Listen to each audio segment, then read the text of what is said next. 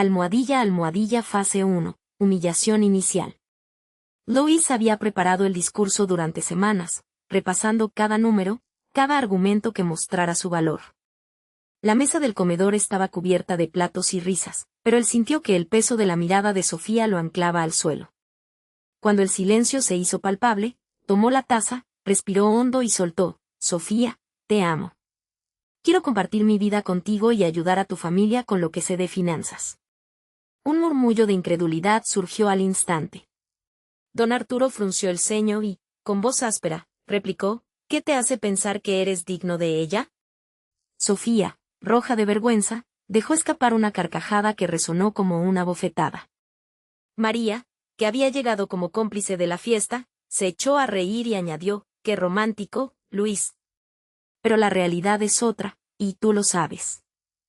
El rostro de Luis se quedó inmóvil, mientras la presión de la audiencia aumentaba. Sentía una corriente fría recorrer su nuca, y sus manos temblaban sin poder controlar el temblor. Cada risa le golpeaba como una ola contra la orilla, y el eco de sus propias palabras se perdió entre los chistes burlones.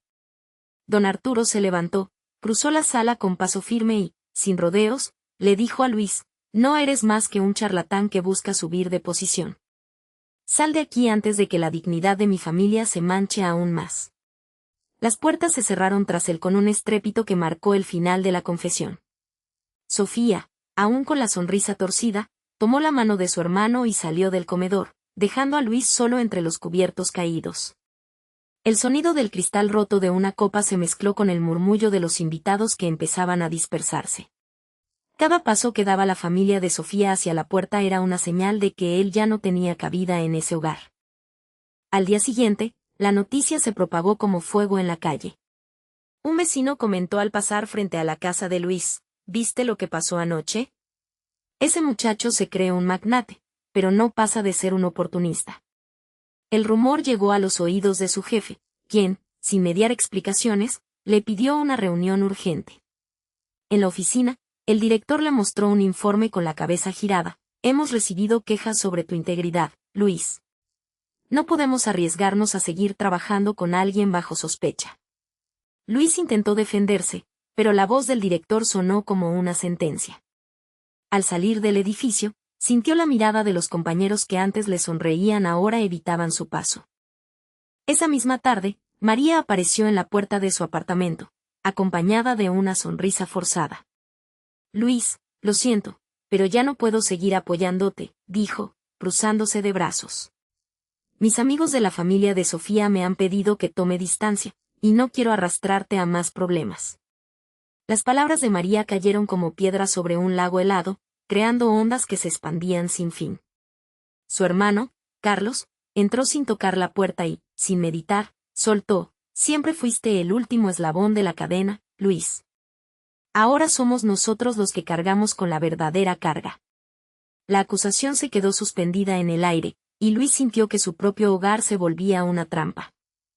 Con el bolso en mano, recogió los pocos objetos que aún le quedaban: una libreta de anotaciones, una calculadora gastada y una foto familiar donde sonreía junto a su madre.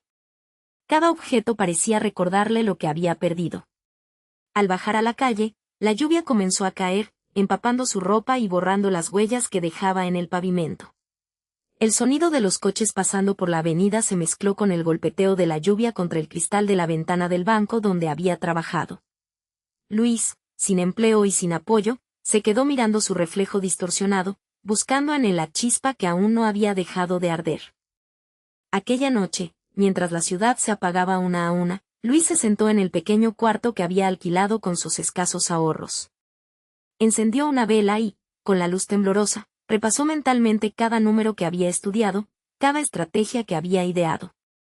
A pesar del dolor, una parte de él comenzó a trazar un plan, a imaginar un futuro donde la humillación se convirtiera en combustible. El último susurro de la vela se apagó, dejando la habitación sumida en la penumbra. Luis, con la frente arrugada, abrió la libreta y escribió: no seré el que ellos definan.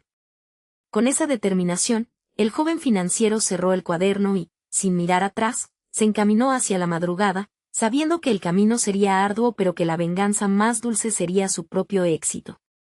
Almohadilla fase 2, Alejamiento. Luis había quedado sin palabras tras la última reunión familiar. La humillación de Sofía y la frialdad de don Arturo todavía resonaban en sus oídos. Esa madrugada, mientras caminaba sin rumbo por la avenida principal, divisó el cartel de la biblioteca municipal. Sin pensarlo mucho, entró. En el rincón más polvoriento de la sala de lectura encontró un libro encuadernado en cuero, con la palabra finanzas grabada en la portada. Lo abrió y, como si cada página despertara una parte dormida de su mente, comenzó a devorar los conceptos de análisis de riesgo y valoración de activos. Pasó horas bajo la luz tenue, tomando notas frenéticas y subrayando ejemplos de empresas que habían renacido tras la crisis. Al día siguiente, Luis salió al mercado del barrio con una carpeta llena de cálculos y gráficos. Se acercó a la tendera de frutas, Carmen, y le ofreció revisar sus cuentas sin cobrar nada a cambio.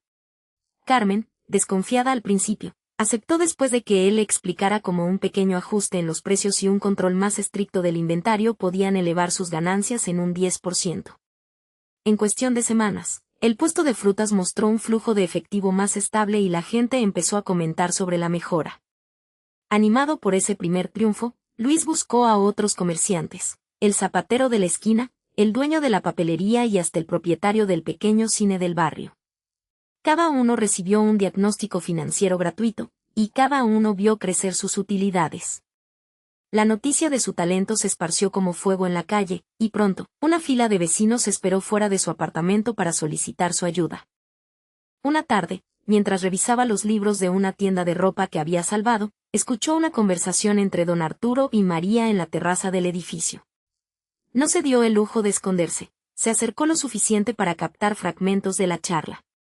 Don Arturo, con la voz cargada de preocupación, mencionó que la familia de Sofía debía una suma considerable a los Martínez, pero que el acuerdo había quedado oculto para evitar escándalos. El corazón de Luis latía con fuerza al comprender que el desprecio que había recibido tenía una raíz financiera más profunda. Decidió confrontar a don Arturo al día siguiente, y, con la mirada firme, le mostró los documentos que había anotado.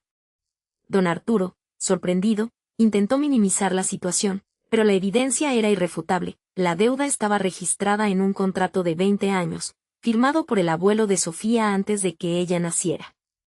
Ese mismo día, el móvil de Luis vibró con un número desconocido. La voz al otro lado, profunda y sin revelar su identidad, le habló de una herencia secreta que había quedado en espera desde la muerte del patriarca de su familia. Según el interlocutor, un fideicomiso había sido creado para proteger a los descendientes directos en caso de una crisis, y el documento estaba guardado en una caja fuerte del antiguo despacho del abuelo.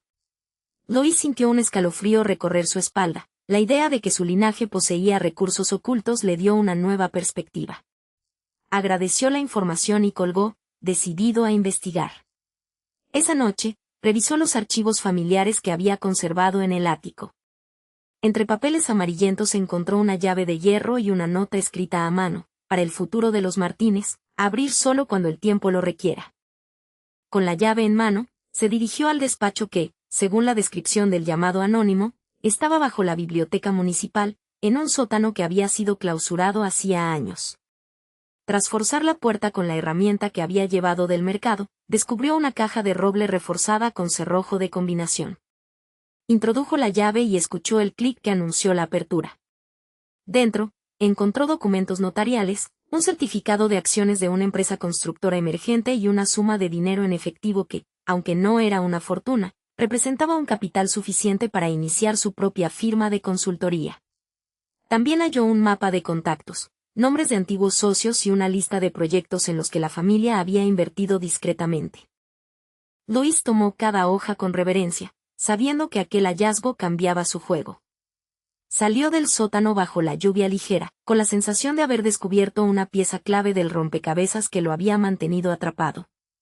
Al llegar a su apartamento, llamó a María, quien contestó con una risa cortante. «¿Qué haces, Martínez?», le preguntó, sin ocultar su sarcasmo. «He encontrado lo que tu familia le debe a la mía», replicó Luis, manteniendo la voz serena.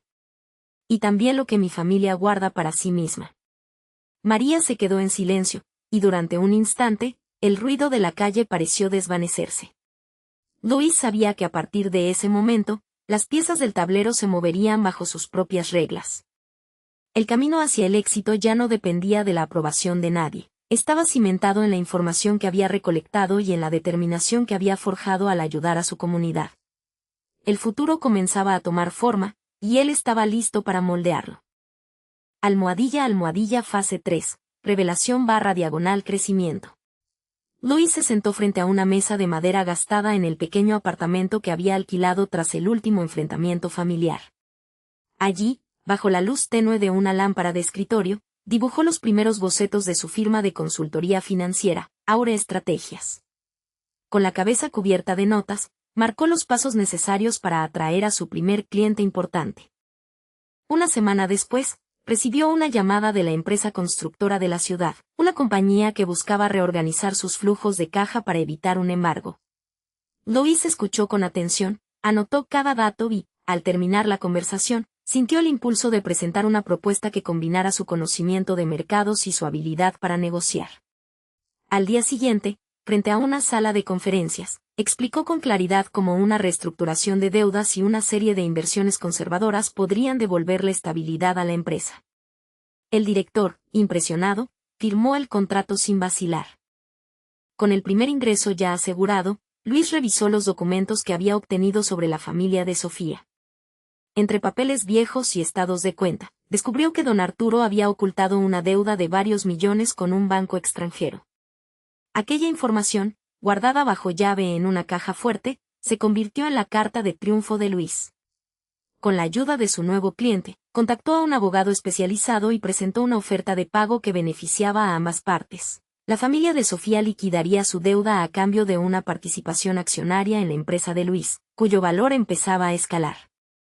Don Arturo recibió la propuesta en su oficina, rodeado de diplomas y retratos de antepasados. Al leer la carta, sus ojos se estrecharon y su puño tembló ligeramente. Cuando Luis llegó a la mesa para explicar los términos, el patriarca intentó mantener la dignidad, pero una gota de sudor se deslizó por su frente. Luis expuso los números, mostró proyecciones y, con voz firme, aseguró que la operación salvaría la reputación de la familia y abriría puertas a futuros negocios. Al final, don Arturo asintió, reconociendo que no había otra salida viable. Con el acuerdo firmado, Luis vio cómo el capital de su firma se multiplicaba. Cada mes, destinó una parte de los honorarios a una cartera de acciones de bajo riesgo, bonos del Estado, fondos indexados y empresas de servicios públicos. La disciplina lo mantenía alejado de tentaciones y, en pocos trimestres, su inversión había duplicado la cantidad inicial.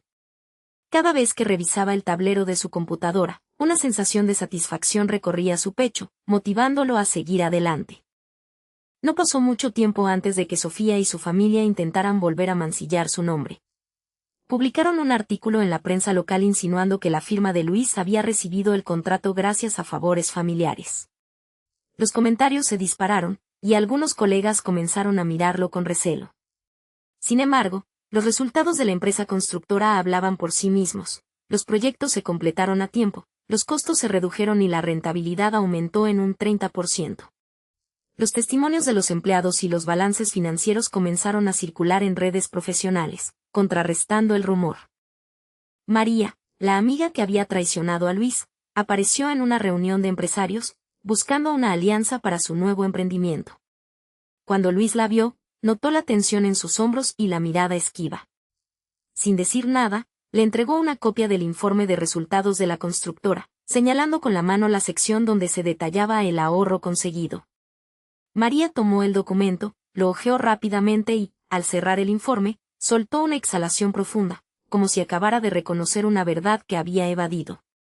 Luis continuó reforzando su red de contactos, asistiendo a conferencias y ofreciendo charlas sobre gestión de riesgos. Cada presentación terminaba con preguntas entusiastas y tarjetas de negocio entregadas con una sonrisa genuina. La reputación que antes se había visto empañada empezaba a consolidarse como sinónimo de eficiencia y honestidad.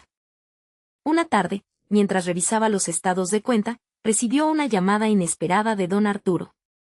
El patriarca, con la voz más calmada que nunca, agradeció a Luis por haber salvado a su familia de una ruina financiera. Admitió que había subestimado la capacidad del joven y que ahora veía en él a un verdadero aliado. Luis, sin alardear, respondió que ambos habían ganado algo más valioso que el dinero, el respeto mutuo. El día siguiente, Luis firmó un contrato para abrir una sucursal de Aure Estrategias en la capital, ampliando su equipo con 2 analistas y un asistente. Mientras observaba el nuevo letrero de la oficina, sintió una mezcla de orgullo y humildad. Sabía que el camino aún tenía curvas, pero había demostrado que la inteligencia y la perseverancia podían convertir la humillación en cimiento firme para el éxito. Almohadilla fase 4, éxito enorme. Luis había recibido el llamado de la cadena de supermercados La Ribera, una cadena que había sufrido recortes de personal y pérdidas de inventario durante el último año. Cuando la directora de operaciones le pidió que presentara una propuesta, él llegó con un dossier impecable, cifras precisas y un plan de reestructuración que incluía renegociar proveedores y optimizar la logística. Al terminar la presentación, la directora le estrechó la mano con una sonrisa que apenas ocultaba la sorpresa. El contrato quedó firmado ese mismo día. Con el nuevo cliente, la pequeña firma de Luis comenzó a ganar notoriedad. En la semana siguiente, el periódico local publicó un artículo titulado El rescate de La Ribera. Como una firma de consultoría devolvió la esperanza a un negocio en caída. La noticia se difundió rápidamente en la radio y en los programas de televisión de la zona. Los teléfonos de Luis sonaban sin cesar. Empresarios de la región pedían su ayuda para salvar fábricas, tiendas y restaurantes que pendían de un hilo. Una tarde, mientras revisaba los documentos que la familia de Sofía había entregado como garantía en un préstamo anterior, Luis descubrió una serie de anotaciones en los márgenes de un contrato de arrendamiento. Las letras, apenas visibles, revelaban que los números de cuenta habían sido alterados para desviar parte del pago a una cuenta offshore. Con el pulso acelerado, comparó los números con los registros oficiales del registro de la propiedad y constató que la familia de Sofía había falsificado la información para ocultar una deuda que superaba los 300,000 pesos. Con esa evidencia en la mano, Luis pidió una reunión con don Arturo, el patriarca que siempre le había menospreciado. En la sala de estar del viejo caserón, los 2 hombres se miraron fijamente. El aire estaba cargado de tensión. Luis entregó los papeles y, sin perder la compostura, explicó cómo los documentos manipulados podían ser denunciados ante la autoridad financiera. Don Arturo, al ver los nombres y cifras, quedó boquiabierto. La familia de Sofía había comprometido su propio patrimonio para pagar una deuda que, en realidad, pertenecía a la familia de Luis.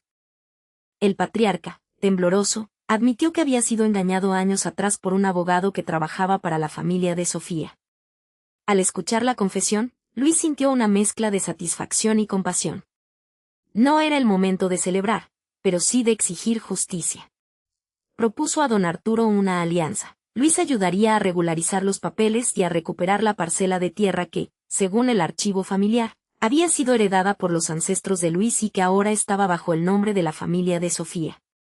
Don Arturo aceptó la oferta, y juntos organizaron una reunión con los herederos de Sofía. En la mesa de conferencias, Luis expuso los documentos falsificados, mostró los extractos bancarios y señaló la ubicación exacta del terreno, que se encontraba en la zona de expansión urbana de la ciudad. La sorpresa se dibujó en los rostros de los presentes. Ninguno había sospechado que la tierra, valorada en varios millones, había sido vendida en secreto hacía una década. Sofía, que había asistido a la reunión como observadora, sintió un frío recorrer su columna cuando escuchó el nombre de la parcela. Con la voz temblorosa, preguntó cómo había llegado Luis a conocer aquel detalle. Él respondió que la investigación había sido parte del proceso de rescate financiero que había llevado a cabo para La Ribera, y que los datos surgieron al cruzar los registros de la Cámara de Comercio con los archivos notariales. El silencio se volvió denso. La familia de Sofía se vio obligada a reconocer que habían manipulado documentos para ocultar una deuda que, en última instancia, les pertenecía a ellos. Al final del encuentro, don Arturo firmó un documento de restitución, comprometiéndose a transferir la parcela a nombre de la familia de Luis y a pagar la deuda pendiente con la cadena de supermercados. Sofía, humillada públicamente, salió del edificio con la cabeza gacha, mientras Luis se retiraba con la dignidad que tanto había buscado. En el camino a su oficina, recibió una llamada de la directora de La Ribera, quien le informaba que los resultados del plan de reestructuración ya mostraban un incremento del 20% en las ventas. Luis colgó el teléfono y miró por la ventana la avenida que cruzaba la ciudad. La lluvia había cesado y el sol empezaba a asomar entre las nubes. con la parcela recuperada y la deuda saldada, su firma tenía ahora la reputación de quien salva empresas y desentraña fraudes. La gente empezaba a referirse a él como el rescatador de la región. Aquel día, mientras anotaba los próximos pasos en su cuaderno, sintió que el horizonte se abría ante él, lleno de oportunidades que antes solo había imaginado en silencio. Almohadilla fase 5. Arrepentimiento. Louis había terminado de redactar el informe en la madrugada, bajo la tenue luz de la lámpara de su oficina. Cada cifra, cada contrato oculto, cada maniobra que la familia de Sofía había usado para inflar sus ganancias aparecía ahora en tinta negra, sin posibilidad de ocultarse. Cuando pulsó publicar, sintió la presión de 1000 ojos curiosos sobre sus hombros, pero siguió adelante, consciente de que la verdad no necesitaba protección. Al día siguiente, los medios comenzaron a retransmitir los datos con la rapidez de una tormenta. Las voces de los analistas resonaban en la televisión, describiendo la magnitud de la estafa. Los titulares anunciaban que la élite local había sido desenmascarada. En la mansión de don Arturo, el patriarca recibió la llamada de su abogado, quien le informó que los bancos habían bloqueado sus cuentas y que los acreedores exigían el pago inmediato. El hombre, acostumbrado a la autoridad, se quedó inmóvil, mirando la pantalla como si fuera un espejo que reflejaba su propio fracaso. Don Arturo, sin opciones, se vio forzado a declarar bancarrota. Los bienes más valiosos fueron subastados en una venta pública que atrajo a curiosos y periodistas por igual. La sala de subastas vibraba con murmullos de sorpresa, mientras la familia veía cómo sus joyas, sus obras de arte y hasta la colección de vinos desaparecían una a una. Cuando el martillo cayó sobre la última pieza, el patriarca sintió como su poder se desmoronaba, dejando al descubierto una vulnerabilidad que nunca había admitido. En medio del caos, Sofía apareció en la puerta del despacho de Luis, su rostro empapado de una mezcla de vergüenza y desesperación. Llevaba consigo una carpeta con documentos que pretendía devolver, pero antes de entregarlos, su voz tembló al intentar explicar. Luis, lo que hice fue cruel. No merecías esas humillaciones. Por favor, dame una oportunidad para enmendarlo. El aire se cargó de una tensión palpable, como si cada palabra pudiera romper o reconstruir lo que había sido destruido. Luis la miró detenidamente, notando el sudor que se deslizaba por su frente y los ojos que evitaban el contacto. Recordó los días en que sus ideas fueron ridiculizadas, cuando la familia lo había tratado como un intruso. Con una respiración profunda, sostuvo la mirada y respondió con firmeza: no necesito que me pidas perdón para seguir adelante. Lo que ocurrió ya no tiene poder sobre mi futuro. Sus palabras resonaron como un eco de dignidad, y Sofía dio un paso atrás, comprendiendo que la venganza había sido consumada y que el orgullo no la salvaría. Después de la confrontación, Luis recibió una visita inesperada. Un representante del Consejo Municipal, conocido por su influencia en los proyectos de desarrollo, le explicó que la tierra heredada por la familia de Sofía estaba en proceso de desaprobación para una zona industrial. Sin embargo, existía la posibilidad de redirigir ese espacio hacia una iniciativa comunitaria que beneficiara a los barrios más vulnerables. Luis, con la mirada centrada en los planos, percibió la oportunidad de transformar una herencia de manipulación en un motor de progreso.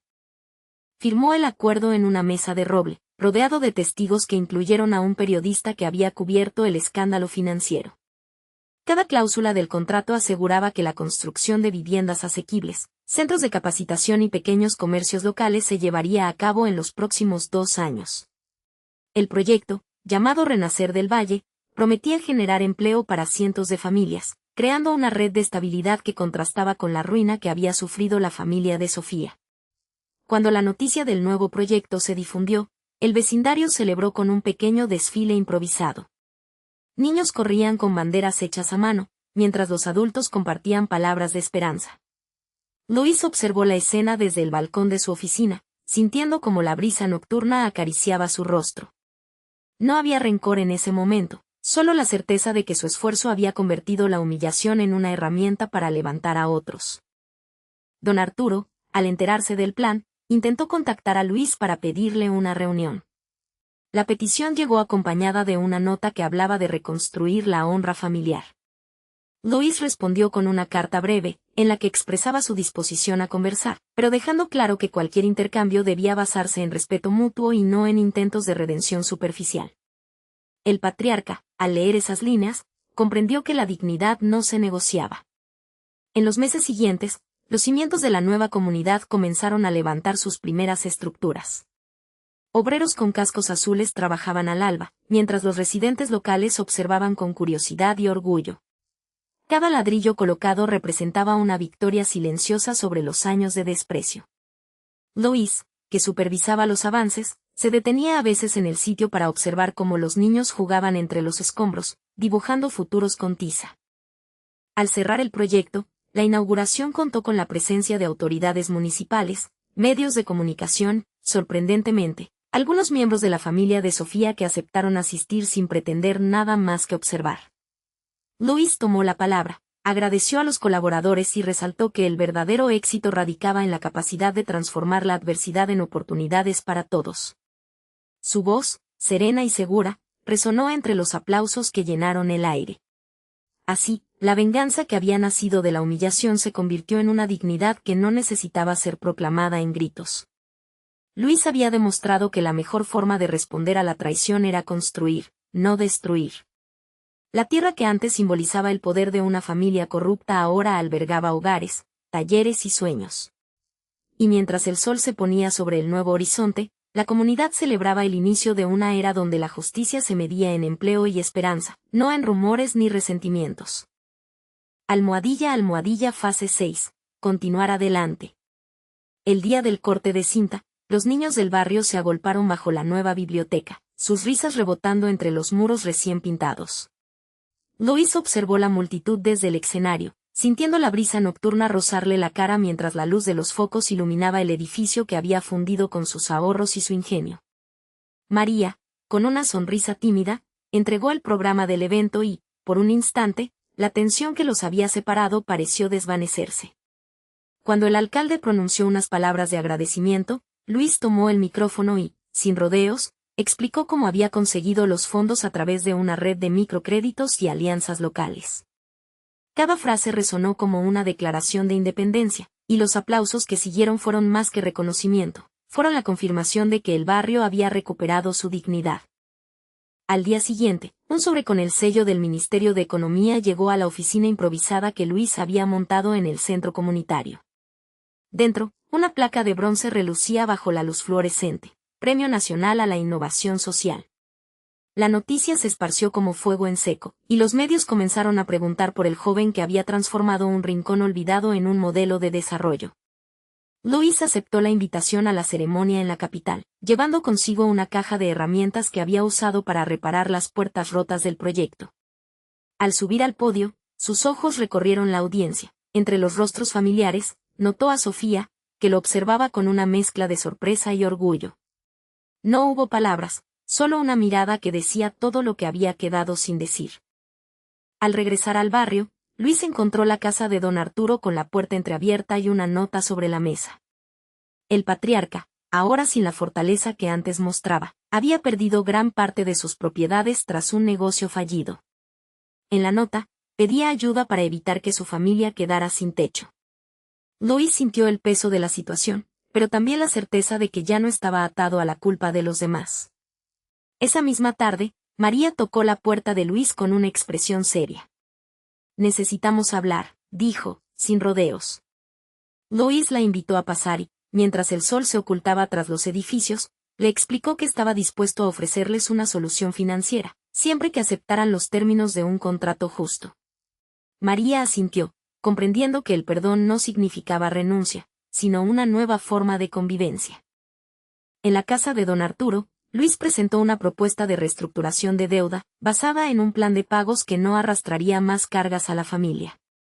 Don Arturo, con la voz temblorosa, aceptó la oferta, reconociendo que el joven que había despreciado era ahora el salvavidas de su linaje. El antiguo patriarca estrechó la mano de Luis y, por primera vez, sus ojos mostraron gratitud sincera. Mientras tanto, Sofía se acercó al centro comunitario con una caja de libros donados por una editorial amiga de su padre. Quería aportar algo, murmuró, y Luis, sin reservas, la invitó a participar en la próxima jornada de capacitación financiera. Ella aceptó, y juntos diseñaron un taller para jóvenes emprendedores, sellando una alianza inesperada que sorprendió a todo el barrio. Los últimos días del mes se llenaron de actividades, charlas, ferias de empleo y sesiones de asesoría. Cada evento reforzaba la idea de que el éxito no era un trofeo personal, sino una herramienta para levantar a los demás. Lois se convirtió en un punto de referencia, y su nombre empezó a aparecer en columnas de revistas como ejemplo de resiliencia y visión. Una tarde, mientras revisaba los balances del proyecto, Luis recibió una llamada de un inversor extranjero interesado en replicar su modelo en otras ciudades. La propuesta incluía una participación minoritaria, pero Luis decidió conservar el control total, asegurándose de que la esencia comunitaria no se diluyera. La llamada terminó con un apretón de manos a distancia y la promesa de un futuro aún más amplio. Al caer la noche, Luis subió al tejado de la biblioteca, donde la ciudad se extendía bajo un manto de luces. El viento susurraba entre los árboles, y el eco de las voces del barrio le llegaba como un latido constante. Recordó la primera vez que Sofía lo había humillado frente a sus compañeros, el día en que don Arturo lo había relegado al olvido y el momento en que María le había dado la espalda. Sin embargo, ahora esas sombras se desvanecían frente al horizonte iluminado.